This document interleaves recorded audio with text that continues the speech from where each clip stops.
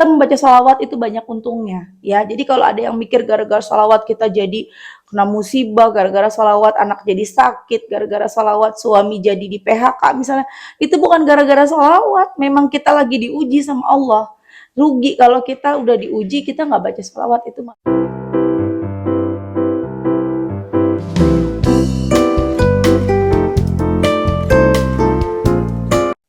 Bismillahirrahmanirrahim. Alhamdulillahirabbil alamin. Allahumma shalli ala sayidina Muhammad wa ala ali sayidina Muhammad.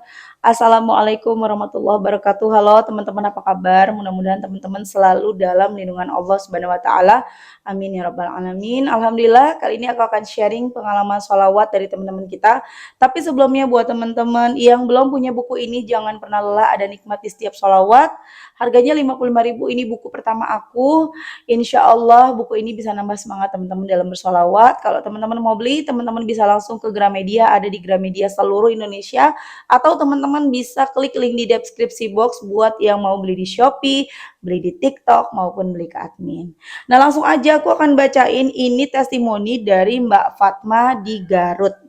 Assalamualaikum warahmatullahi wabarakatuh Teh Meliza. Waalaikumsalam warahmatullahi wabarakatuh. Saya Fatma dari Garut, saya mau ngasih testimoni sholawat.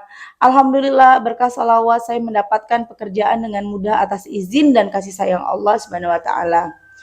Prosesnya cepat sekali Teh Mel, saya melamar lewat email dan cuma nunggu panggilan 3 hari aja saya langsung dapat panggilan interview. Sedangkan teman-teman saya yang lain bisa sampai berbulan-bulan bahkan tidak ada panggilan sama sekali. Proses interviewnya lancar sekali, tes dan medical check up juga dilancarkan Allah. Tak sedikit peserta interview yang gagal karena nilai tesnya kurang memuaskan. Tapi Masya Allah saya lolos tes dan medical check up Teh. Selama nunggu giliran dari interview saya mengamalkan salawat Jibril, munjiat dicampur-campur gitu Teh. Tanpa dihitung semuanya terasa mudah dan dilancarkan. Oh iya Teh, saya mengamalkan salawat Jibril 25.000 kali, paling sedikit 5.000 kali. Sholat duha, waqi ayasin ar-Rahman al-Mulk, salawat munjiat jarang-jarang bacanya Teh, sesudah sholat wajib aja. Sekarang insya Allah munjiat target 100 kali sehari. Semoga kita semua kelak di akhirat mendapat syafaat Rasulullah, dapat bertemu dengan beliau, amin. Serta segala hajat dan keinginan kita dimudahkan pengabulannya, amin amin ya rabbal alamin. Terima kasih Teh Meliza, semoga Teteh dan keluarga diberi kesehatan serta perlindungan dunia dan akhirat Allah Subhanahu wa taala. Amin ya rabbal alamin. Wassalamualaikum warahmatullahi wabarakatuh. Masya Allah ya teman-teman, itu tadi testimoni dari Mbak Fatma di Garut. Jadi buat kalian yang sekarang lagi belum bekerja, tidak bekerja, lagi bingung, lagi cari-cari kerja, udah dawamin aja sholawat. Nah ini yang dibaca sama Mbak Fatma salawat Jibril, baca salawat munjiatnya hanya kalau habis salat fardu aja dan itu juga jarang.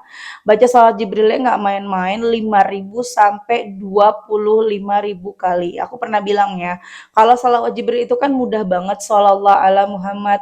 Mungkin 10 salawat Jibril itu hanya 1 kali munjiat gitu ya, setaranya. Jadi kalau teman-teman mau baca salawat Jibril, mau cepat terkabul, sebanyak-banyaknya ya. Kalau bisa sampai 25.000 itu dahsyat banget teman-teman ya. Tapi kalau teman-teman baca salawat munjiat itu cukup 1.000 aja tuh udah banyak banget, 500 tuh udah cukup.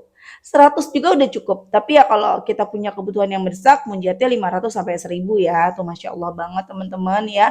Jadi urusan rezeki, urusan segala macam ya, kebutuhan-kebutuhan kita, pekerjaan, jodoh dan lain-lain, gak usah khawatir, khususnya dalam pekerjaan seperti ini. Teman-teman gak kerja, teman-teman kontraknya udah mau habis, teman-teman misalnya kena PHK, jangan khawatir, kita punya Allah. Ayo, udah kenal sholawat, perbanyak sholawat, kencengin sholawatnya, nanti ada jalan dari Allah yang jauh lebih baik yang tidak pernah kita duga-duga. Ya, selamat ya Mbak Fatma, semoga kerjanya betah, teman-temannya baik, lancar terus, sukses, amin amin ya rabbal alamin. Lanjut aku akan bacain testimoni yang kedua, ini dari Mbak Evi di Bandung. Assalamualaikum Mbak Melisa. Waalaikumsalam, bagaimana kabarnya? Alhamdulillah, saya Evi dari Bandung, salam kenal ya. Waalaikumsalam Mbak Evi, salam kenal kembali. Masya Allah akhirnya dibalas juga chat dari saya, senang banget deh Mbak Mel. Masih ingat dengan saya kan? Saya Evi dari Bandung, waktu malam minggu kemarin Mbak Mel live dari YouTube terus saya komentar. Panggil aku Teh Evi aja karena aku orang Sunda asli. Saya sendiri single mother berusia 37 tahun dan memiliki satu orang anak laki-laki berusia 7 tahun. Sejak bulan Desember tahun 2017 yang lalu, anak saya dibawa minggat sama suami saya ke rumah orang tuanya di kota Pontianak, Kalimantan Barat tanpa sepengetahuan saya. Akhirnya pertengahan tahun 2018 saya bercerai dengan suami. Doakan saya ya Mbak Mel agar anak saya secepatnya segera diberikan dan dikembalikan kepada saya. Amin. Mbak Mel, aku pengen ngasih testimoni nih dan tolong nanti supaya testimoni aku ditampilin di YouTube ya. Sejak rutin bersolawat munjiat, Jibril dan Arya, tetangga-tetangga aku di komplek tempat aku tinggal dulu suka sinis, underestimate dan nyinyirin aku. Padahal aku pribadi tidak suka mengganggu dan merugikan tetangga-tetangga tersebut. Mungkin karena status aku yang notabene-nya sebagai seorang single mother, alhasil orang-orang memandang rendah diri aku. Dan alhamdulillah tetangga-tetangga di komplek aku tinggal, sifat dan sikapnya menjadi berubah drastis 180 derajat. Mereka yang awalnya tidak menghargai diri aku, menjadi lebih menghargai aku. Bahkan mereka juga suka menyapa aku terlebih dahulu dan juga suka mengajak ngobrol, serta mengajak aku untuk berkunjung ke rumah mereka. Masya Allah Mbak Mel, aku benar-benar takjub dengan keajaiban ini. Sampai-sampai aku tiap keliling komplek atau hanya sekedar mau pergi ke warung terdekat, tetangga-tetangga suka menyapa aku, bahkan suka memuji aku. Bilangnya kalau aku itu orangnya cantik banget, mirip orang India. Memang benar muka aku itu seperti orang Indo. Orang Indo. Kalau kata keluarga aku, nenek moyang aku ada yang orang Pakistan asli. Jadi wajah aku mirip dengan orang Timur Tengah. Orang-orang ada yang bilang kalau wajah aku itu mirip sama orang Arab atau India. Jadi aku di komplek ini sudah seperti selebgram aja Mbak Mel. Mereka sudah suka manggil-manggil nama aku, padahal aku suka sama sekali nggak kenal dengan mereka. Dan aku pribadi juga heran, kok orang-orang bisa tahu nama aku dari mana ya? Selain itu juga aku sudah setahun belakangan ini dari awal tahun 2021 sedang dekat dengan tetangga yang dulu aku suka. Kami sama-sama pernah mengalami kegagalan dalam rumah tangga. Dia usianya lebih muda dari aku 6 tahun, bedanya dia tidak memiliki anak. Mudah-mudahan Allah Subhanahu wa taala menjadikan kami berdua bisa berjodoh dan bahkan sampai menikah. Amin. Allahumma amin. Masya Allah, semoga diberikan jalan terbaik ya Mbak. Amin. Anak Mbak kembali dan Allah datangkan jodoh terbaik. Amin. Panggil aku TFI aja ya. Nanti tolong testimoni aku ditayangin di YouTube-nya Mbak Mel. Kalau nanti Mbak Mel mau videokan testimoni punya aku, langsung kabarin ya. Sebelum dan sudahnya aku ucapkan banyak terima kasih. Jazakumullah khairan katsiran. Semoga Mbak Mel dan keluarga selalu dilindungi Allah Subhanahu wa taala, penyakitnya segera diangkat, Mbak Mel dan keluarga diberikan rezeki yang berlimpah, channelnya Mbak Mel semoga makin banyak subscribernya serta menjadi amal jariah untuk Mbak Mel dan channelnya. Amin Allahumma amin. Masya Allah, itu tadi testimoni dari Mbak Evi di Bandung. Baca sholawat yang tadinya tetangga-tetangga pada sini, tetangga-tetangga pada nyinyir, memandang rendah Mbak Evi, tiba-tiba sekarang Mbak Evi jadi seperti selebgram di kompleknya. Masya Allah ya, semua orang tuh jadi pada baik, jadi pada ramah, bahkan sama orang-orang diajakin berkunjung ke rumahnya gitu ya. Memang ketika kita sudah bersolawat, hati kita menjadi bersih, efeknya ke wajah juga berubah dan tentunya wajah kita berbeda ya teman-teman, pastinya dilihat orang tuh beda. Dan ketika Allah sudah mencintai seorang hamba, Allah akan menyuruh seisi langit dan bumi itu mencintai orang tersebut. Jadi kan ada orang yang kenal enggak tapi kalau ngelihat dia kok seneng gitu, itu artinya ya Allah seneng sama dia gitu. Kita nggak kenal nih sama dia nih, kita nggak pernah ngobrol sama dia, nggak kenal lah, tapi kalau ngelihat dia kok bawaannya seneng gitu ya, itu bisa jadi ya Allah cinta sama dia. Maka ya seluruh isi langit dan bumi cinta, suka sama dia, seneng, bawaannya seneng walaupun nggak kenal gitu loh teman-teman. Masya Allah ya, udahlah pokoknya sekarang mah sholawatan aja.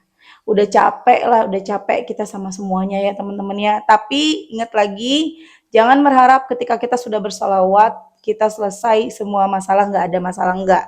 Justru tetap masalah tetap ada, tapi bukan gara-gara solawat. Orang-orang selalu salah kaprah. Aku udah sholawatan kok malah begini, enggak. Ya teman-temannya jangan salah sangka sama sholawat. Kita membaca sholawat itu banyak untungnya. Ya, jadi kalau ada yang mikir gara-gara sholawat kita jadi kena musibah, gara-gara sholawat anak jadi sakit, gara-gara sholawat suami jadi di PHK misalnya, itu bukan gara-gara sholawat. Memang kita lagi diuji sama Allah. Rugi kalau kita udah diuji, kita nggak baca sholawat, itu malah rugi. Jangan pernah ada pikiran dan teman-teman ketika sudah sholawatan malah jadi diuji ya. Jangan ada pikiran seperti itu karena itu nggak ada. Memang kita waktunya lagi diuji aja. Tapi insya Allah dengan bersalawat kita bisa melewati semuanya dengan baik. Kita bisa lebih adem hatinya, nggak gerasa kurusuk, nggak apa ya, nggak gelisah gitu ya, lebih tenang dan yakin dengan pertolongan Allah. Dan otomatis kita jadinya juga menerapkan loa ya, berpikiran positif. Teman-teman ya, kita jadi yakin. Dengan kita rajin sholawat, kita jadi yakin. Kan susah tuh, kalau cuma menerapkan loa itu nggak mudah tanpa sholawat. Kenapa? Karena untuk menumbuhkan rasa yakin dalam diri ya, berpikir positif itu nggak mudah, apalagi dengan kondisi udah banyak masalah, banyak utang, dikejar-kejar, harus bayar, terus kita harus berpikir, aku pasti bisa, utangku pasti lunas, ya nggak mudah. Ya, yang mudah itu ketika kita membawa semuanya kepada Allah. Baca sholawat, serahin diri semuanya kepada Allah. Nanti positive thinking itu akan muncul dengan sendirinya. Dengan kita rajin sholawat, rajin ibadah, tiba-tiba kita muncul perasaan-perasaan yang insya Allah bisa. Karena ada Allah, aku yakin insya Allah bisa. Aku yakin hutangku nanti akan lunas. Tuh, seperti itu. Oke teman-teman, terima kasih udah nonton ya. Semoga bermanfaat dan jadi motivasi buat teman-teman. Kita doakan semoga Mbak Evi segera dipertemukan dengan jodoh terbaiknya. Amin ya Rabbal Alamin. Dan segera bisa bersama anaknya lagi ya Mbak. Dan kemudian juga buat Mbak Fatma, semoga dimudahkan terus pekerjaannya sama Allah, lancar ya rizkinya. Dan buat teman-teman yang nonton, terima kasih. Semoga lancar semua rizki kalian, barokah, hutang-hutang kalian juga lunas, dan kita semua istiqomah dalam bersolawat dan ibadah-ibadah lainnya. Terima kasih. Assalamualaikum warahmatullahi wabarakatuh.